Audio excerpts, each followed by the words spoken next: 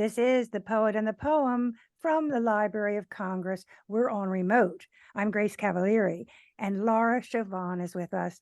She is a children's book author, and she's unleashed a whole world of monsters in verse.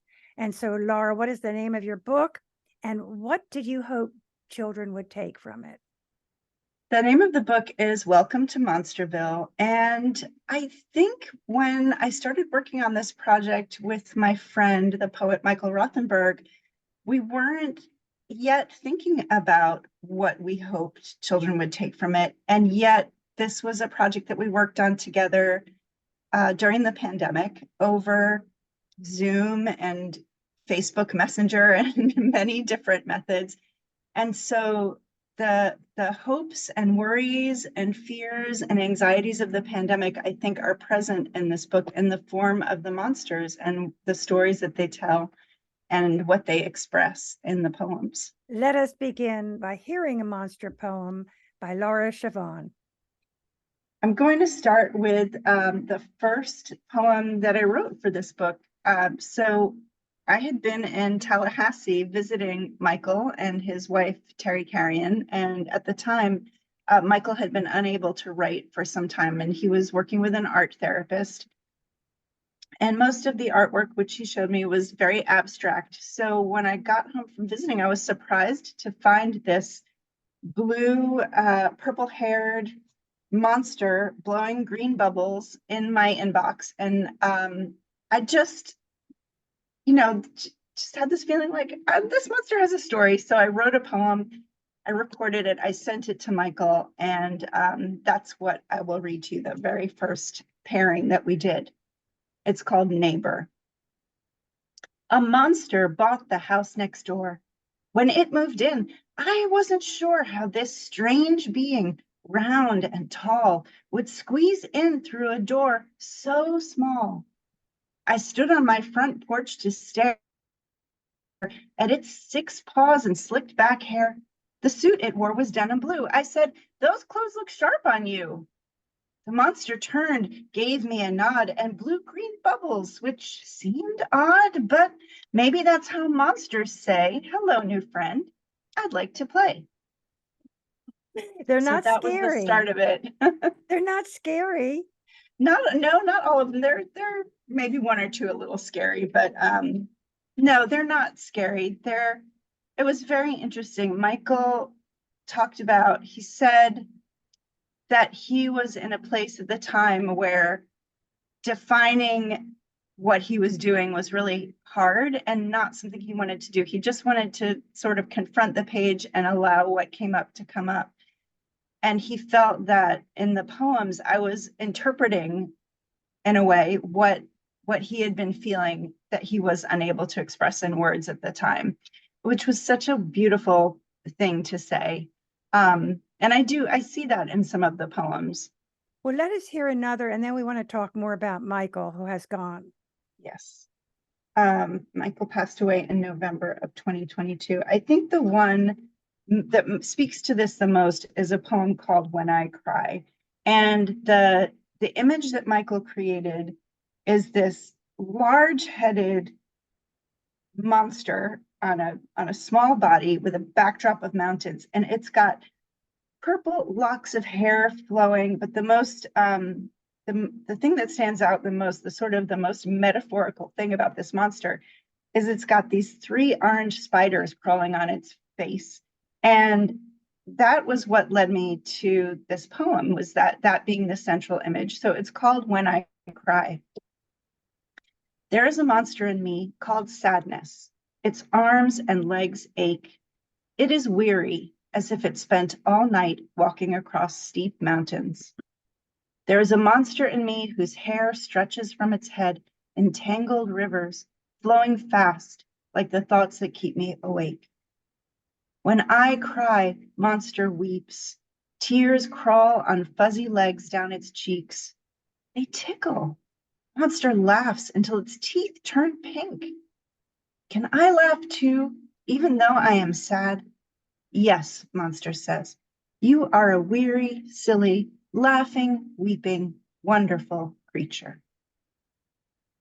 Laura, talk about the process. This is really interesting. You got the visual first, and Mhm. then you interpreted it in poetry. I want everyone to know that you are an award-winning children's author, that first you were a regular poet like everybody else, and then you found verse for children. And your books are The Last Fifth Grade of Emerson, Take Down, Emerson Elementary, Mhm. Take Down, and then A Place at the Table. And we'll be talking more about your career. But talk about Michael and how, when he sent you a beautiful illustration, which I think Maurice Sendak would have appreciated, how how you meditated into that to understand what it meant to you. Oh, we had so many wonderful conversations during this project about the creative process. And this whole exercise really taught me to trust what was coming up. For the most part, most of the poems, the sort of the first impulse is what I followed. And I'm just thinking about Grace. There's an incredible article by an essayist and a teacher named Bonnie Friedman, and I think the title is "What Happens When My Novel Knows More Than I Do." And she talks about the images that come up for us that we tend to dismiss in our writing because they're too out there or too weird. And she advises writers to lean into those things and let them be, so that you can discover what is coming up from the subconscious, or what your words are trying to tell you, and listen to those. And that was really part of the process here. I think there's a poem, I wasn't planning to read it, but there's a poem called Underground. And this one was really difficult to write. It took a couple of attempts, and Michael and I would go back and forth. The monster itself looks like a giant carrot who's been pulled up from the earth, and whose legs are the roots, with all the little tiny roots coming off. And this carrot has a sort of like a suit on and is holding flowers. And I was just, what do I do with this? And the resulting poem, Oh, we're going to have to hear you're it. gonna have to hear it. To me, this poem speaks to the experience of depression, but that was not what was on my mind at the time. I was really trying to solve the puzzle of this artwork and what its story was, what this creature's story was. But I'll read Underground, and you'll see what I mean. Underground. Underneath Monsterville, no one knows where, a root monster lives without sunshine or air. Only on nights with a purple blue moon does Root Monster rise up and hum a sweet tune. The flowers are waiting for Root Monster's whistle. They step out of bed, every tulip and thistle. Root Monster sings as they waltz in the dew, because plants love to dance when the moon's purple blue. As dawn's golden fingers creep into the park, Root Monster leaves for his home in the dark. He hums a sweet song during long, lonely hours of purple blue moonlight and dancing with flowers.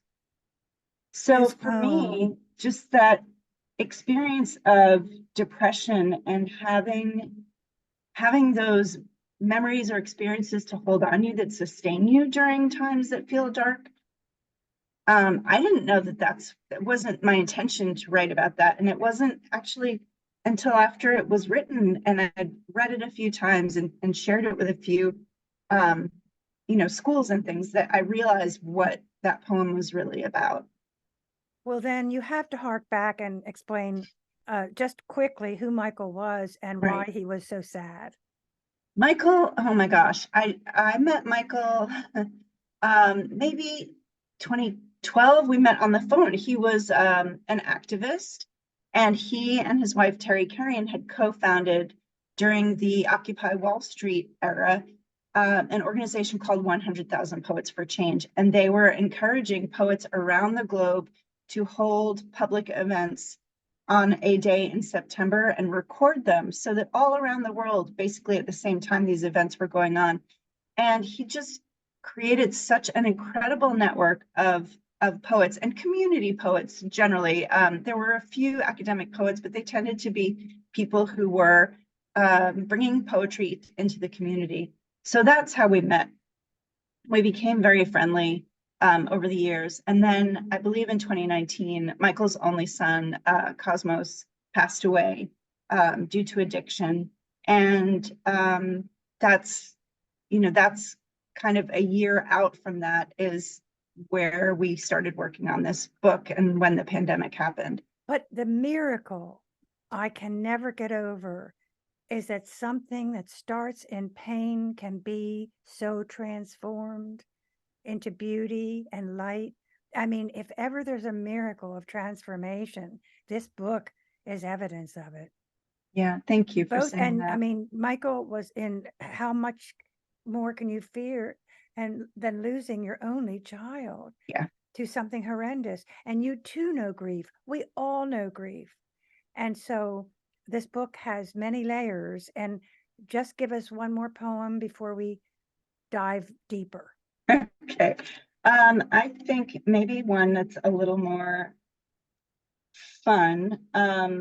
This is, to me, this is the poem that is the silliest, but kids really enjoy this poem, and it gives us an opportunity to talk about tantrums. Like when you have a tantrum, like how do you help the person who's having a tantrum? What helps you? So this monster is, his name is Bubblegum Head, which should give you an idea of the picture. Bubblegum Head. Bubblegum Head fell out of bed. I couldn't believe the rude things that he said. Bluey, Bagookie, Carumple, Dipthingle, Catamaplonic, Stabooty, Narwinkle. He was stuck to the rug by his chewy pink curds, all sticky and icky and gobbledy blicky, shouting and spouting, my hairdo is tricky. I wanted to help. I would have preferred if he'd cried and oh my'd. But his mouth opened wide. Fluey, Bagookie, Carumple, Dipthingle, Catamaplonic, Stabooty, Narwinkle. The noise filled the room like a flock of black birds. My ears are still ringing from Bubblegum's words.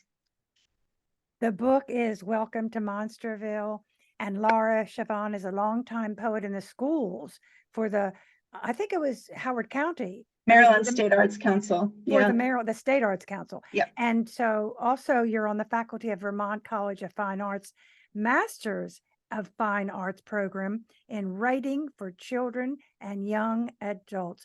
You know, this is a genre that didn't exist when there were classic books, but this is a whole world now that has arrived. What is it like to occupy that world of other children's authors?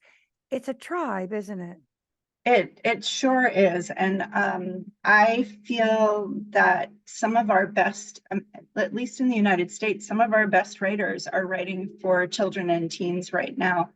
I think of Jason Reynolds and Laurie Halse Anderson and Meg Medina.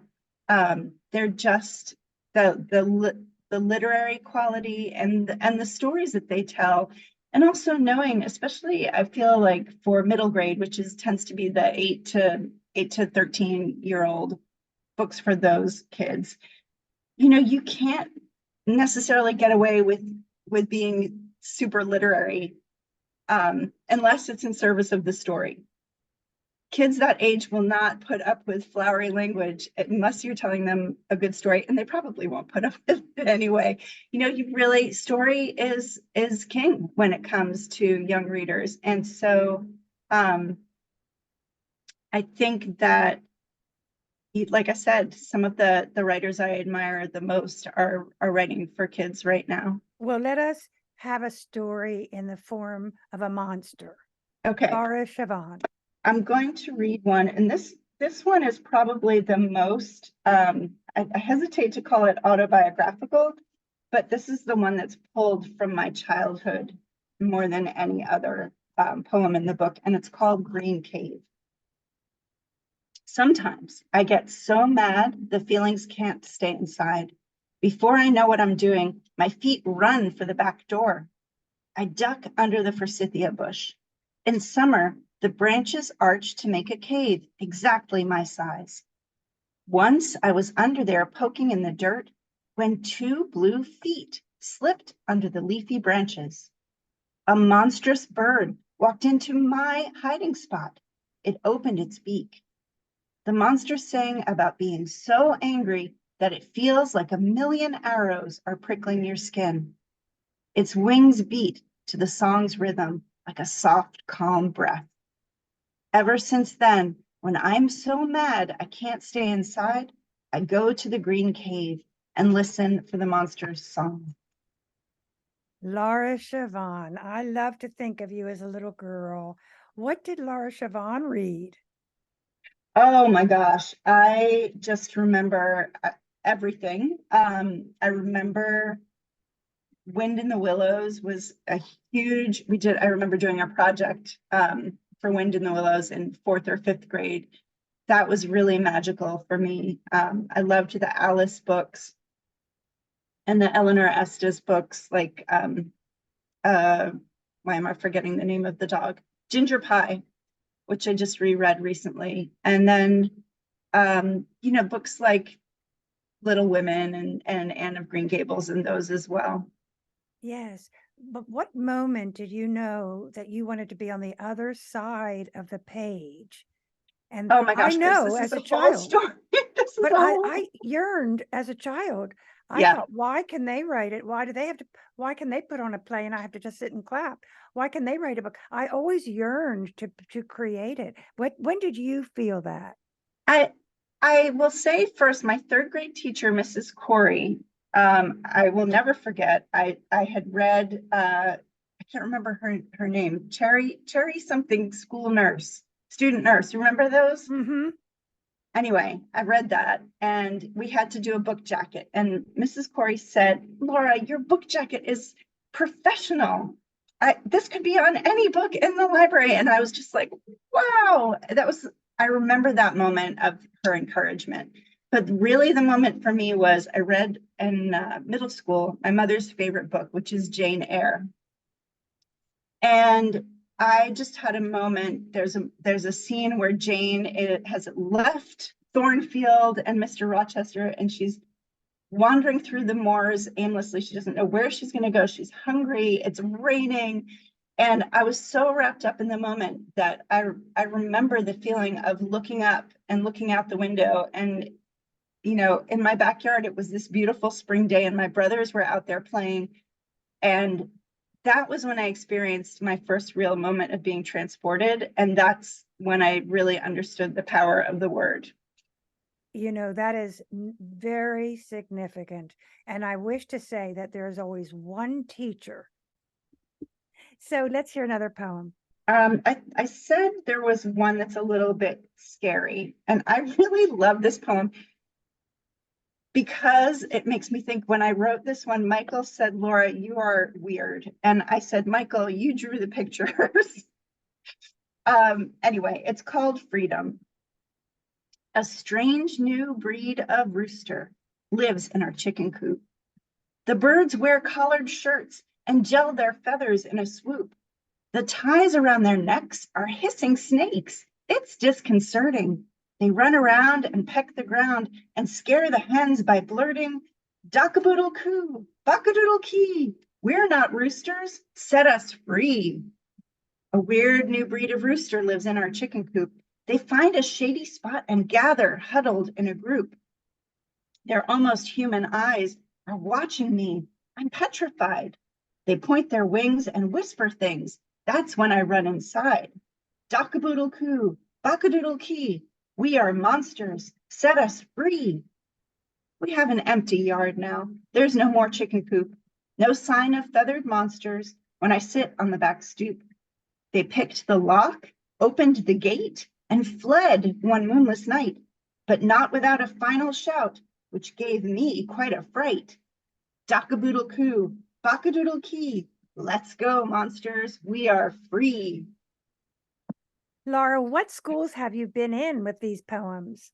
Oh gosh. The most recently I was at a school virtually in the Florida Panhandle.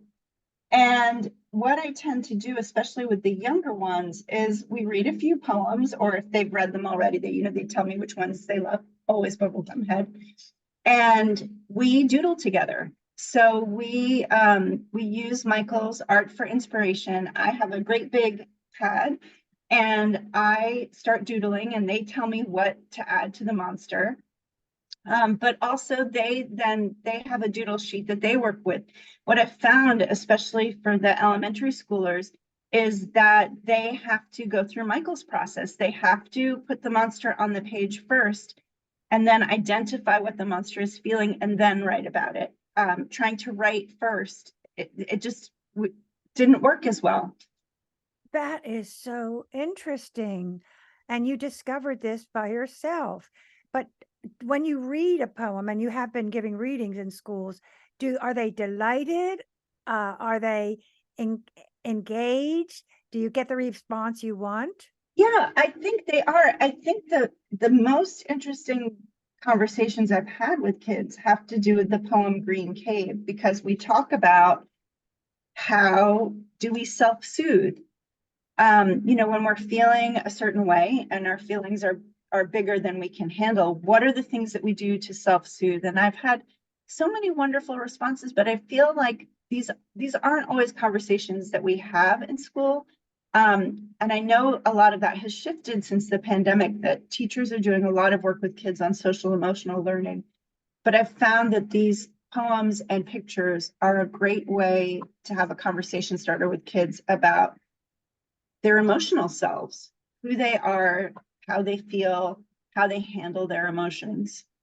Laura, it's going to sound cliched, but thank you for your service. Really.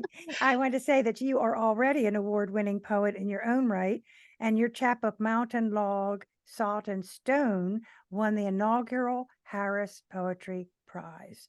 And you have been in many journals and anthologies for children and adults. So let us hear one more poem. Before I want to ask you this. How do you determine the age group, or don't you think that way? I know you say, like in children's television, where I was, we said 8 to 12. Right. But we didn't really know. And when we found a program that was 12, we found out that younger children liked it. There's really no norm. And for your books, they could be read aloud books from infancy, then children can read them themselves. Mm-hmm. But how do you gauge that reading group? It's complicated, and I tend to write for upper middle grade, which would be, third, maybe fourth grade and up through middle school. So that's the age I typically write for. A book like this one could really be read to any age. A lot of picture books, there are read aloud picture books, and then there are picture story books where an older child who's acquiring reading, would begin to read to themselves. So, I think that that's part of what the work that I do as an educator. It's a flowing process.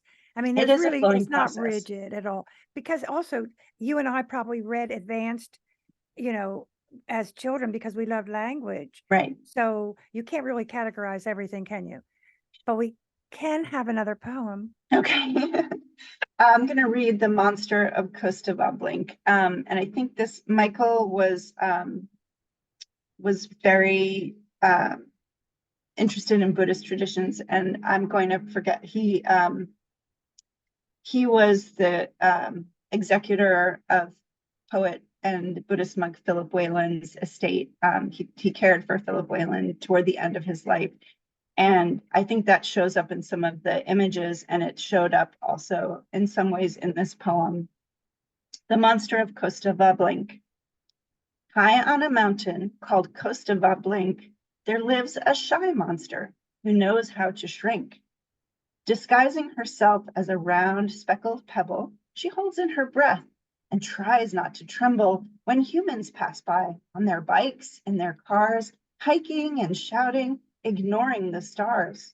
She waits till they're gone, then with a soft sigh, she grows herself huge and opens one eye. High on a mountain called Kostovoblink, A monster needs quiet and starlight to think.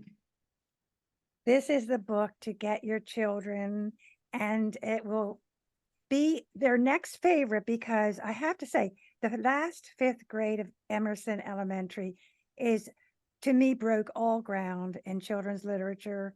This is very different, Thank you, very Grace. engaging, but it is, I felt it made a new level of thinking about story, about character, about situation for children.